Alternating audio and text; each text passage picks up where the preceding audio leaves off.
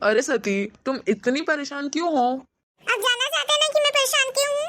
तो सुनिए, मैं आपकी वजह से परेशान हूँ। शायद आपको बार बार अपमानित होने से कोई फर्क नहीं पड़ता, लेकिन मुझे बहुत पड़ता है। लेकिन सती, वो मेरे मम्मी पापा हैं। अगर उन्होंने गुस्से में मुझे दो चार बात कह भी दिया तो इसमें अपमान जैसा क्या है? अरे एक दिन की बात है तो ठीक है, ये तो रोज का ड्रामा है। मैं आपकी वजह से रोज अपमानित होती हूँ। अरे मैं कोशिश करता हूँ ना कि मैं अपने घर वालों को खुश रखूं। मेरी किस्मत ही खराब है। किस्मत आपकी नहीं, मेरी खराब है। और आपके तो घर वाले हैं, आपको डांटते चिल्लाते हैं, फिर भी थोड़ी देर बाद आपसे प्यार से बात करने लगते हैं। लेकिन लेकिन मेरा क्या, मैं तो दूसरे घर के आई हूँ, कोई मुझसे सीधे मुंह बात तक नहीं करता। सती, मैं तुमसे वादा करता हूँ, एक दिन मैं अपना खुद का बिजनेस खड़ा करूंगा।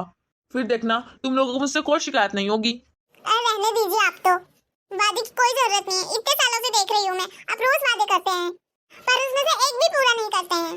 पहले इस घर में मैं अकेली बहू थी जी, जब मेरे अपमान से या आपके अपमान से मुझे कोई फर्क नहीं पड़ता था। लेकिन अब इस घर में मेरी देवरानी भी है, वो रिश्ते में ऐसे छोटी है, लेकिन उसे सब कितना मान सम्मान देते हैं। पूरे दिन छोटी बहू करते रहते हैं, और बड़ी बहू का तो नामो निशान नहीं है इस घर में। सोचिए मुझ पर क्या बीतती होगी उस समय। और जो ये छोटी बहू का बहुत मान सम्मान हो रहा है ना, उसमें कोई छोटी बहू नहीं है बल्कि देवर जी हैं। देवर जी बहुत पैसे कमाते हैं ना, इसलिए सब देवरानी जी का बहुत मान सम्मान करते हैं। और यहाँ एक आप हो जो कोई काम ढंग का नहीं करते हो, बस इधर उधर मंडराते रहते हो पूरा दिन। अजय नौकरानी जैसे सलूक किया जाता है मेरे साथ। ठीक है सती, अब मैं तुम लोगों को शिकायत का मौका नहीं दूंगा। मैं भी तो यही चाहती हूँ जी। मम्मी, मम्मी, पापा। अरे क्या हुआ बेटा, इतने गुस्से में क्यों चिल्ला रहा है तू? मम्मी देख लो भैया ने क्या किया है। आप भैया को समझा दीजिए। एक दिन को तो ठीक है, पर इनका तो रोज का नाटक है। अरे ऐसा क्या कर दिया उसने? मैं 2-3 दिनों से देख रहा हूँ, मैं जब भी खाना खाने आता हूँ यहाँ तो वो जाके नौकरों से पैसे ले लेते हैं। क्या उसकी इतनी हिम्मत? अरे इसको शर्म भी नहीं आई अपने छोटे भाई की दुकान में से पैसे लेते हुए? अरे ध्यान से, वो बेटा है हमारा। यही तो दिक्कत है कि वो बेटा है हमारा।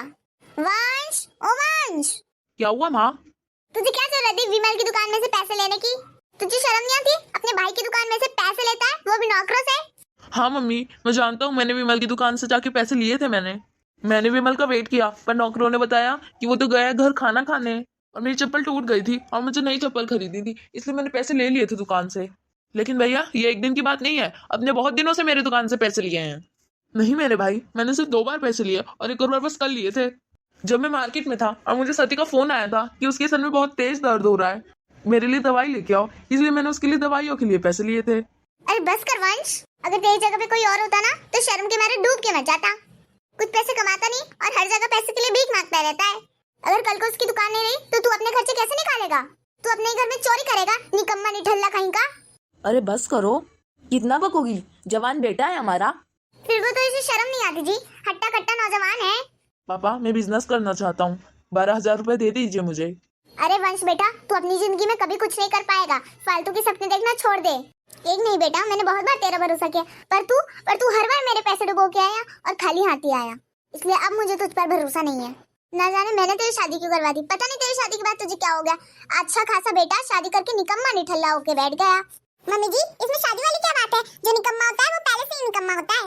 अरे मम्मी, शादी के बाद तो लोगों के ऊपर जिम्मेदारियों का बोझ और बढ़ जाता है, लोग और कड़ी मेहनत करते हैं। लेकिन ना जाने कौन सी परवरिश में पड़ा है आपका बेटा, जिसे कुछ समझ नहीं आता, कुछ जिम्मेदारियों का बोझ ही नहीं है इस पे।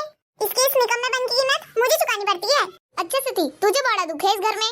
हाँ, और आप लोग मुझसे ज्यादा छोटी बहू को प्यार करते हैं। अरे उसका पति बाहर कमाने जाता है, कोई घर में बैठे बैठे रोटियां नहीं तोड़ता। उसका पति परिवार भी पाले और वो अपने घर की सारी जिम्मेदारी भी निभाए। अरे कहाँ का इंसाफ है? छोटी बहू रानी रहेगी इस घर की। मेरा छोटा बेटा एक राजा है और तुम हमेशा एक निकम्मे की पत्नी कहलाओगी। माना कि मम्मी जी, मैं एक निकम्मे की पत्नी कहलाऊंगी, पर आप ये क्यों भूल जाते हैं कि आप भी एक निकम्मे की माँ कहलाएंगी? माँ के बाद ही बीवी का नंबर आता है। देखो सती, तुम अपनी हद भूल रही हो। माँ जी, हद मैं नहीं, आप भूल रही हैं। अपनी लंबी लंबी जबान यहाँ मत चलाओ, जाके काम करो किचन में। और अगर वो भी नहीं होता और अपने पति के साथ निकल जाओ इस घर से। सुन लिया, देख लिया जी आप अपनी आंखों से। अरे आपकी इस निकम्मी गरी से मैं परेशान हो चुकी हूँ। सती, मैं तुमसे विनती कर रहा हूँ, अब एक शब्द भी मत बोलो यहाँ, जाकर घर के काम करो। मुझे बस एक आखिरी मौका दे दो। आखिरी मौका? अब आप ये अपनी जबान को याद रखिएगा। मैं आपको आखिरी मौका दे रही हूँ, इसके बाद भी अगर आप नहीं सुधरे तो हमेशा हमेशा के लिए छोड़ के चली जाऊंगी। मैं इस घर को छोड़ के चली जाऊंगी। माँ, आप बेचारी भाभी को क्यों सुनाते हैं? भैया तो शुरू से ही निकम्मे है ना, इसमें भाभी का क्या दोष है? दोष क्यों नहीं है बेटा? एक धर्म पत्नी का कर्तव्य होता है कि वो अपने पति को गलत मार्ग से निकालकर सही मार्ग पर लाए। लेकिन सती बहू को आए पूरे 5 साल हो गए, पर ये अभी भी इसको संभाल नहीं पाई। मैं तुम्हें आखिरी मौका देता हूँ और आखिरी बार मैं तुम्हें 12,000 रुपए दे रहा हूँ। और उसके बाद तुम मुझसे 1 रुपए की भी उम्मीद मत लगाना। ठीक है पापा। बेटा आज तुम्हें पूरे 5 महीने हो गए, लाओ मेरे 12,000 रुपए। और मुझे बताओ 10,000 रुपए का तुमने क्या उपयोग किया है? अरे बोलना। बोलो बेटा। मैंने आपसे कहा था ना जी, ये वंश कुछ नहीं करेगा, इसको रुपए देना व्यर्थ है। देखो कैसे गूंगा बन के खड़ा हो गया। ये निकम्मा है और हमेशा निकम्मा रहेगा। पापा मैंने बहुत कोशिश की कि मैं रुपए से रुपए कमा लूं, लेकिन क्या? लेकिन मैंने जहाँ रुपए लगाए थे वो कंपनी ही डूब गई। तुम्हारे इसी आलसी के कारण तुम निकम्मे कहलाते हो बेटा। तुम्हारे पीछे तुम्हारी पत्नी भी निकम्मे की बीवी कहलाती है। तुम बिना मेहनत किए रुपए कमाने के तरीके ढूंढते रहते हो, इसलिए तुम कभी भी रुपए कमाकर घर नहीं ला सकते। ये मैंने तुम्हें आखिरी बार दे दिया था, लेकिन इसके बाद तुम हमसे पैसों की उम्मीद भी मत करना। यही काफी है कि हम लोग तुम्हें घर में बिठाकर खिला रहे हैं, नहीं तो खुद के दम पे होते 1 फुटी कौड़ी भी नहीं मिलती तुम्हें। चलिए जी, अब मैं ये बर्दाश्त नहीं कर पाऊंगी कि लोग मुझे एक निकम्मे की पत्नी कहें। सती मेरी बात तो सुनो सती। कुछ नहीं सुनना है मुझे, अब मुझसे बात करने की कोई जरूरत नहीं है। सुनीता, हम वंश और बहू के साथ कुछ गलत तो नहीं कर रहे हैं? अरे कुछ गलत नहीं कर रहे हैं, हमारा रवैया इतना कठोर है, उसे जरा भी शर्म नहीं आती कि हमारे माता पिता मुझ पर कितना गुस्सा कर रहे हैं। मेरी पत्नी कितना गुस्सा कर रही है मुझ पर, फिर भी वो रुपए कमाने लायक नहीं बना।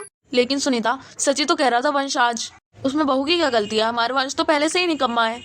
और तुम सती और कौशल्या के साथ भी बहुत भेदभाव करती हो। दोनों ही हमारे घर की बहू हैं, उनके साथ एक जैसा व्यवहार करो। अरे मेरी भी मजबूरी है, हमारा छोटा बेटा कितना रुपए कमाता है जी, और घर की सारी जिम्मेदारी भी वही उठाता है। जब दोनों बहुएं अपने मायके से आती है तो हमारा छोटा बेटा ही उनके ऊपर खर्च करता है, साड़ी गहने और भी बहुत सारी चीजें। हर चीजें तो हमारा छोटा बेटा ही लाता है ना। और अगर ऐसे में भी मैं अपनी छोटी बहू को खुश नहीं रखूंगी तो क्या पता वो हमारे छोटे बेटों को अपने साइड कर ले और पैसे लेने से मना कर दे। इसलिए मेरी यही कोशिश रहती है कि छोटी बहू खुश ही रहे। क्योंकि आजकल के बच्चों को तुमने देखा नहीं है क्या, जब पति रुपए कमाता है तो बच्चों को कितना घमंड हो जाता है अपने आप पर, और इसी घमंड में अपने पति को लेकर अलग रहने लगती है। अगर हमारा छोटा बेटा भी अपनी पत्नी के साथ अलग रहने लगे तो हमारे घर का क्या होगा जी? ये हमारा बड़ा बेटा तो कुछ कमाता है नहीं। अरे मैं भी एक माँ हूँ जी, मुझे भी दुख होता है। अरे इन दोनों को ही मैंने 9 महीने अपनी कोख में रखा है, मुझे भी अच्छा नहीं लगता इन दोनों की बहुओं को अलग अलग प्यार देना, लेकिन क्या करूँ, मजबूरी में ऐसा करना पड़ता है। लेकिन फिर भी सुनीता, तुम कोशिश करना, इन दोनों के साथ ऐसा व्यवहार ना करो।